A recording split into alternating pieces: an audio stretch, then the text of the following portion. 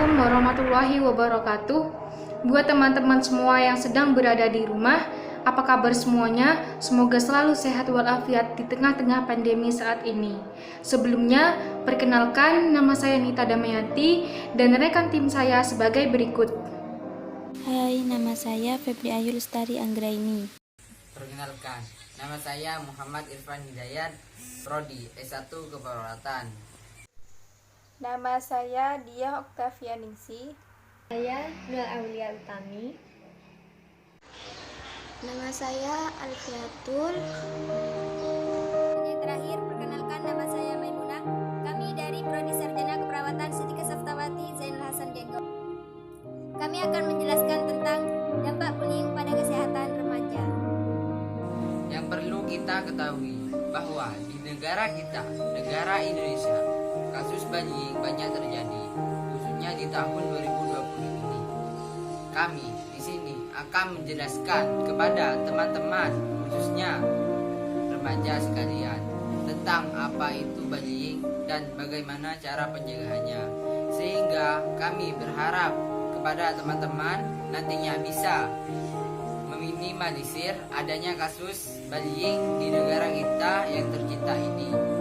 Baiklah teman-teman sekalian semua, sebelum membahas tentang bullying, kami akan menjelaskan apa itu sehat terlebih dahulu. Menurut WHO, sehat adalah suatu keadaan sejahtera yang meliputi mental, fisik, dan sosial, yang tidak hanya membahas tentang penyakit atau kecacatan. Jadi, dari sini kita mengetahui bahwa sehat tidak hanya fisik yang kuat, tetapi juga mental dan sosial kita harus sehat. Lalu, apa hubungannya dengan bullying? Baik, bullying atau bully yang berarti menggeletak adalah suatu tindakan di mana terjadi kekerasan terhadap psikologis maupun fisik seseorang yang lebih lemah.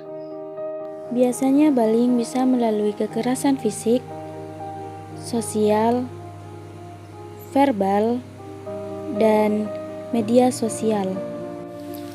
Hal ini bisa menyebabkan masalah kesehatan, terutama pada mental seseorang, baik yang melakukan bullying tersebut dan terutama mereka yang menerima perlakuan bullying.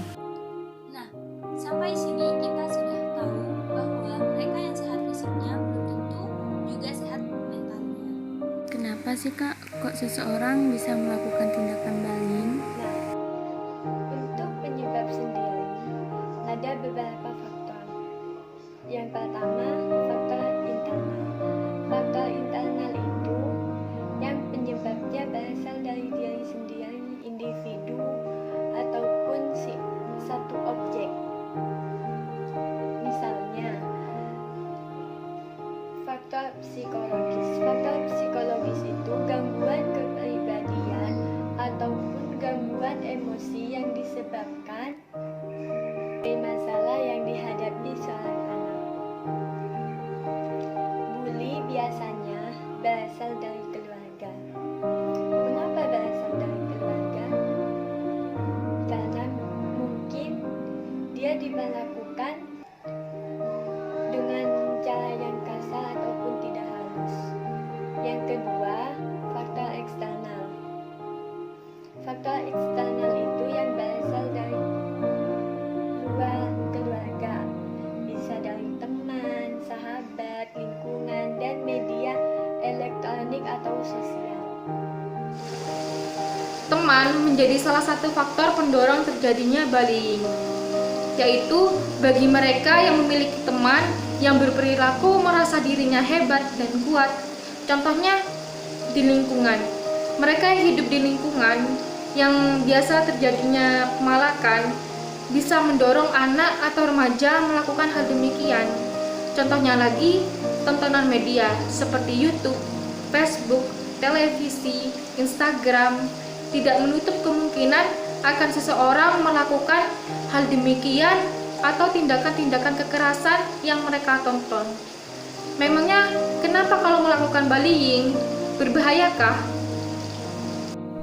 Dampak dari tindakan tersebut cukup berbahaya baik bagi pelaku maupun yang menerima perlakuan bullying tersebut. Bagi yang menerima perlakuan bullying tersebut dapat merusak fisik maupun mental korbannya. Dan dampaknya pun bukan hanya terjadi dalam jangka pendek saja, melainkan juga dalam jangka panjang. Secara fisik, korbanmu bisa menderita memar sampai patah tulang, gangguan emosi, bahkan bisa berujung kematian. Korban bullying berpotensi rentan terhadap gangguan kesehatan mental, sakit kepala, bahkan dalam jangka panjang bisa merusak kepercayaan diri korbannya. Dan untuk selanjutnya, dampak bullying tersebut yaitu dengan karakteristik dan memiliki sisi efek negatif dalam dirinya sendiri.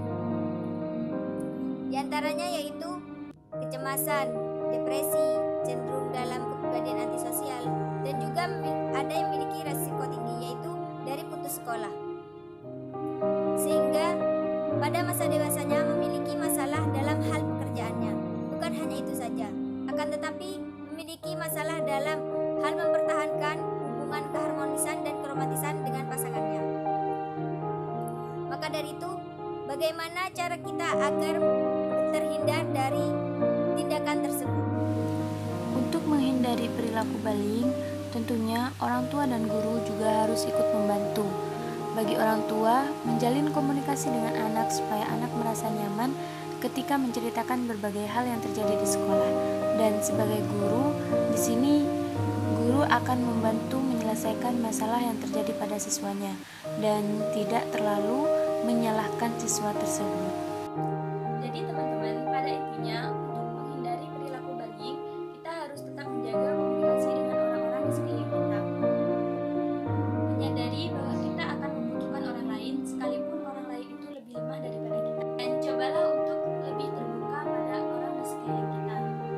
Baik teman-teman, sampai di sini dulu video kali ini.